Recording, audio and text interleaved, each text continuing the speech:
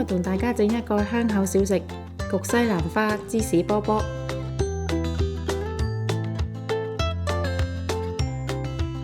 西蘭花洗乾淨後，切細塊，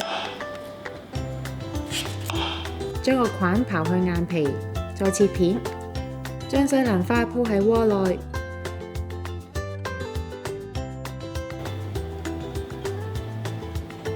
蓋上鍋蓋，開中火加熱，用無水煮嘅方式煮4分鐘，待氣閥門跳動就可以轉細火。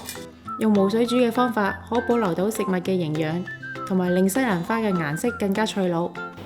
熄火之後放涼切碎，蒜頭同乾葱切碎，喺個大碗裏面放入西蘭花碎、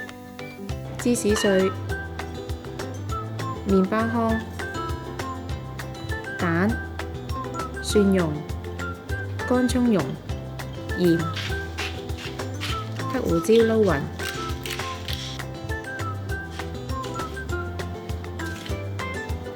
喺鍋內掃上一層薄薄嘅油，將頭先撈好嘅材料搓成乒乓球狀，跟住將西蘭花球鋪放喺鍋中，然後放入已經預熱200度嘅焗爐，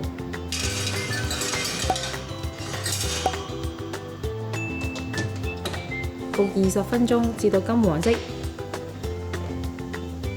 食嘅時候可以點茄汁一齊享用。